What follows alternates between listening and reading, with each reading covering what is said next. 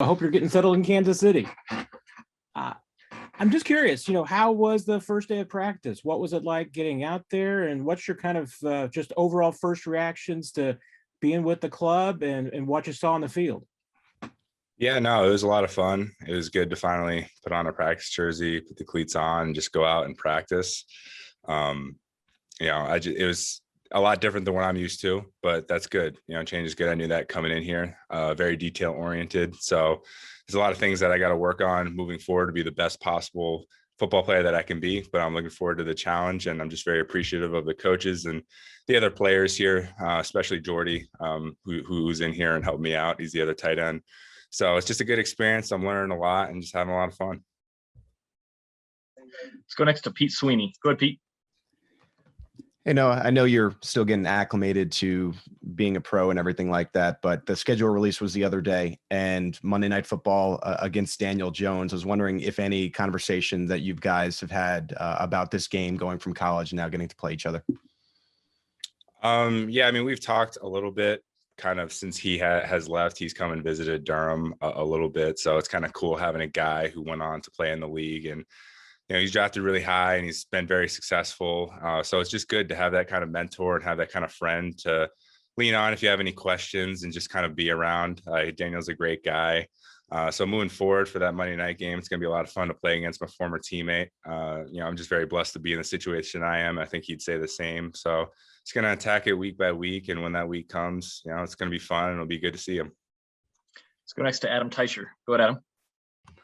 Hey, Noah, I know it's only been one practice and you guys didn't do a whole lot yesterday, just some 7-on-7, but do you have a feel for what the Chiefs might ask you to do this season? What kind of versatility they might require of you? And Brad, I'll have a second question as well. Yeah, I'm not sure what they have planned for me. I'm just kind of doing what the coaches are telling me to do right now. So there's no game plan for that. I'm just out practicing with my teammates, and whatever happens moving forward is up to the coaches. Okay.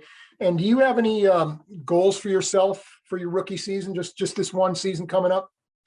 Yeah, I just want to be the best contributor that it can be, whether that's on special teams, if there's another need that they need me, whatever role that is.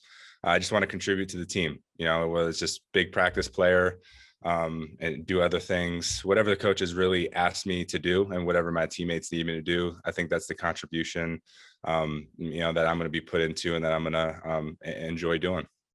Let's go next to Darren Smith. Go ahead, Darren.